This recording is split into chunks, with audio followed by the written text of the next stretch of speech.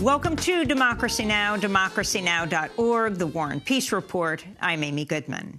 The storm of a lifetime. That's how one National Weather Service meteorologist is describing the massive Category 4 Hurricane Florence, currently barreling toward the coast of the Carolinas, slated to make landfall Friday. The National Hurricane Center is warning of a life-threatening storm surge, as well as massive flooding and highly destructive winds. This is North Carolina Governor Roy Cooper. This storm is a monster. It's big and it's vicious. It is an extremely dangerous, life-threatening, historic hurricane. That's why I'm ordering a mandatory state evacuation for our barrier islands. And I'm directing the people of North Carolina to obey local evacuation orders that have already been issued and will be issued along our coast. More than 1.5 million people have been ordered to evacuate North Carolina, South Carolina, and Virginia as Hurricane Florence approaches. Yet prison officials say they will not evacuate nearly 1,000 prisoners at the Ridgeland Correctional Institution in Jasper County, South Carolina. In Virginia, Hurricane Florence is bearing down on the site of the construction of a controversial gas pipeline, the Mountain Valley Pipeline, threatening to further pollute pristine waterways with erosion.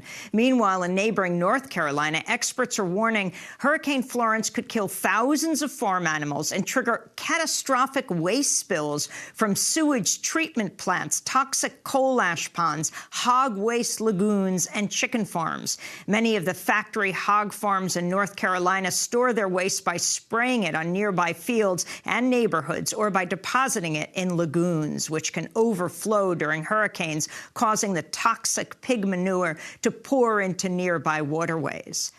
North Carolina is bracing for the climate change supercharged storm 6 years after passing legislation prohibiting state and local agencies from making planning decisions based on the latest climate science about sea level rise.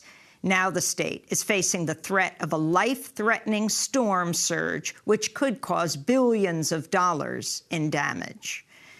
On Tuesday, during an Oval Office briefing on Hurricane Florence, President Trump tried to celebrate his administration's response last year to Hurricane Maria in Puerto Rico, which killed up to 3,000 people, if not more, making it the deadliest storm in U.S. history. The job that FEMA and law enforcement and everybody did, working along with the governor in Puerto Rico, I think was tremendous. I think that Puerto Rico was an incredible, unsung success. Meanwhile, BuzzFeed is reporting FEMA has approved only 3% of requests for funeral assistance from Puerto Ricans who lost their loved ones during Hurricane Maria. As Hurricane Florence bears down on the East Coast, Senator Jeff Merkley has released documents showing the Trump administration took nearly $10 million from FEMA, the Federal Emergency Management Agency, and gave it to ICE, the Immigration and Customs Enforcement Agency, to build more jails. This is Senator Jeff Merkley speaking with MSNBC's Rachel Maddow. The administration is working hard to find funds for additional detention camps. And, of course, this is all part of the child separation policy. And that's how this information came into my hands, because of my work on this issue of trying to stop the child separations. But, in fact, so $10 million comes out of FEMA when we're facing a hurricane season, knowing what happened last year. This comes as the Health and Human Services Department says it'll triple the size of the tent camp where migrant children are imprisoned in the desert outside El Paso, Texas.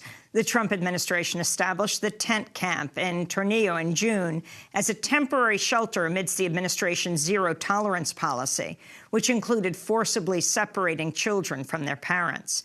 Officials say they're now expanding it to contain 3,800 beds for migrant children.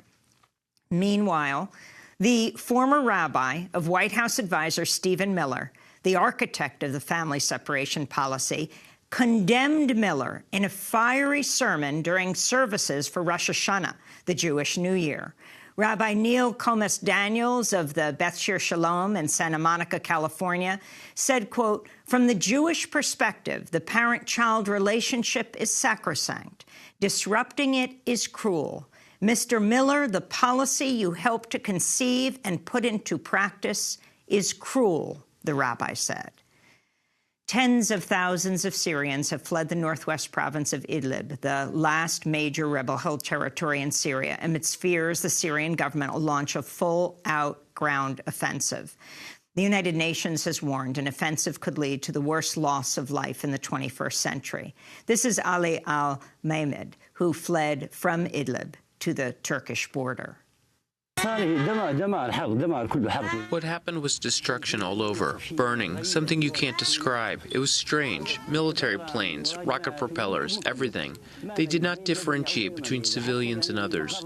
There are no bases, nothing. They want to target civilians. In Afghanistan, the death toll from Tuesday's suicide bombing in the eastern province of Nangarhar has risen to 68 people, with 165 more wounded.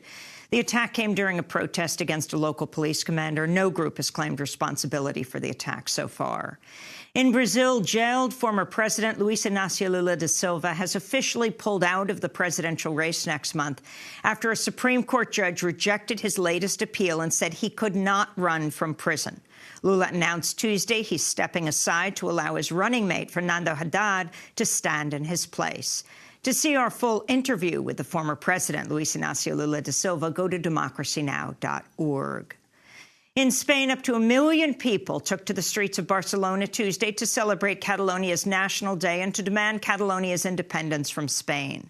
Last October, the Spanish government seized control of Catalonia after its leaders held a banned independence referendum. And in the Horn of Africa, Ethiopia and Eritrea have reopened the border after 20 years following the two countries' signing of a historic peace deal in July. Hundreds of people have gathered at the two reopened border crossings to reunite with their friends and family members separated for 20 years by the war. And those are some of the headlines. This is Democracy Now!, democracynow.org, The War and Peace Report. I'm Amy Goodman.